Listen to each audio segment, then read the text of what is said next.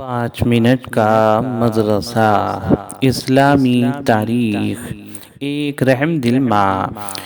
ایک مرتبہ حضرت عائشہ رضی اللہ عنہا کے دروازے پر ایک مانگنے والی آئی۔ اس کے ساتھ 2 بچے تھے۔ اس وقت حضرت عائشہ صدیقہ رضی اللہ عنہا کے گھر میں صرف 3 کھجوریں تھیں۔ آپ نے وہ کھجوریں ان کو دلوا دی۔ اس عورت نے ایک ایک کھجور ان بچوں کو دی اور ایک کھجور خود اپنے منہ میں ڈال لی۔ دونوں بچے اپنا حصہ کھا کر اپنی ماں کی طرف للچائی ہوئی نگاہوں سے دیکھنے لگے۔ ایسا لگ رہا تھا کہ جیسے وہ بہت بھوکے ہوں اور ایک ایک کھجور سے ان کا کام نہ چلا ہو۔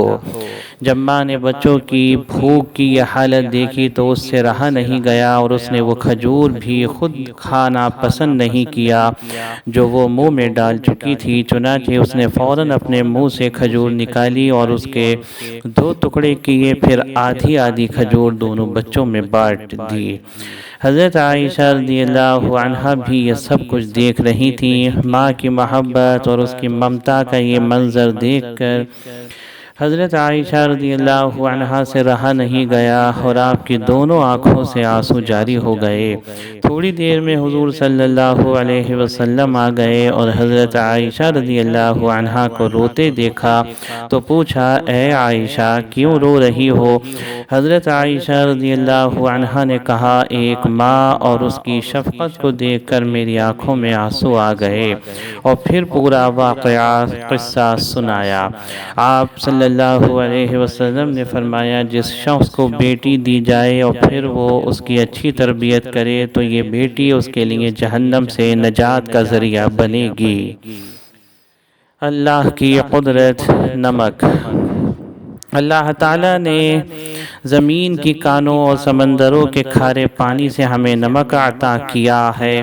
سمندر کے پانی سے نمک بنانے کا طریقہ یہ ہے کہ اس کھارے پانی کو چھوٹی چھوٹی کیاریوں میں جمع کیا جاتا ہے، پھر سورج کی دھوپ اور گرمی سے پانی جذب ہو جاتا ہے اور نمکین مادہ زمین کی سطح پر نمک بن جاتا ہے، جس کو ہم اپنے کھانے پینے کی بے شمار چیزوں میں شامل کر کے مزیدار بنا لیتے ہیں۔ بلا شبہ اللہ ہی اپنی قدرت سے پانی کے اجزاء کو ختم کر کے ہمارے لیے نمک پیدا کرتا ہے۔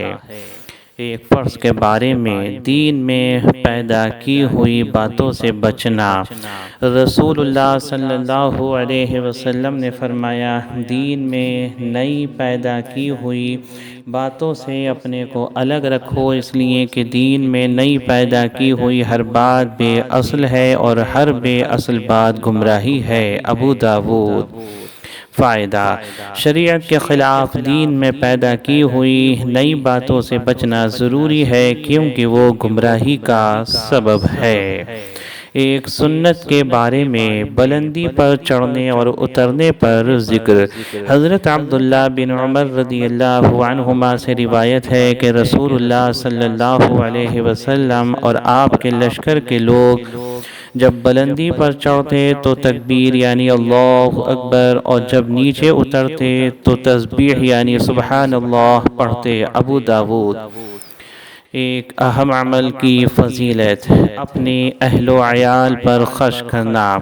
حضرت ابو مسعود رضی اللہ عنہ سے روایت ہے کہ رسول اللہ صلی اللہ علیہ وسلم نے فرمایا، اگر آدمی اپنے اہل خانہ پر ثواب کی نیت سے خرچ کرے تو یہ خرچ کرنا اس کے حق میں صدقہ ہوگا۔ بخاری۔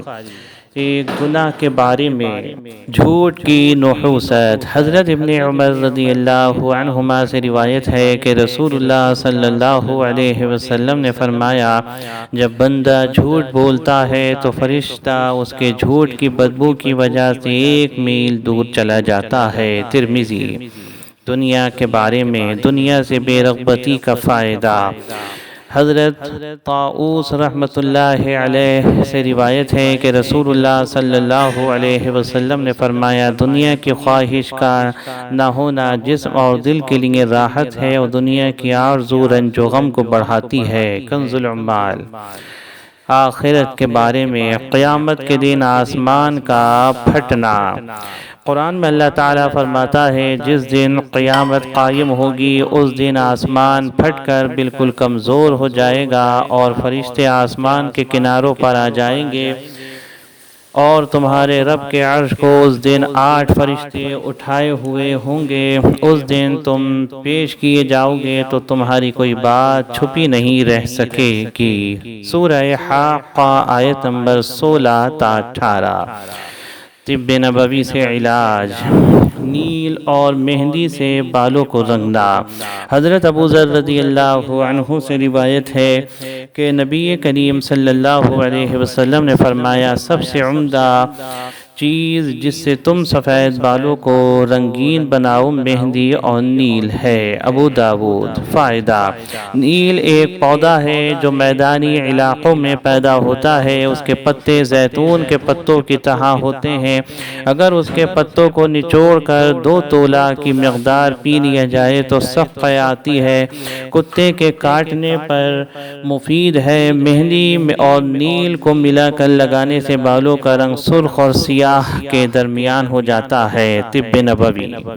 قرآن کی نصیحت۔ قرآن میں اللہ تعالیٰ فرماتا ہے اے ایمان والو تم آپس میں ایک دوسرے کے مال کو ناحق طریقے سے مت کھاؤ مگر جو مال آپس کی رضامندی سے کی ہوئی خرید و فروخت سے حاصل ہو تو اس کو کھانے میں کوئی حرج نہیں۔ سورہ نساء آیت نمبر 29۔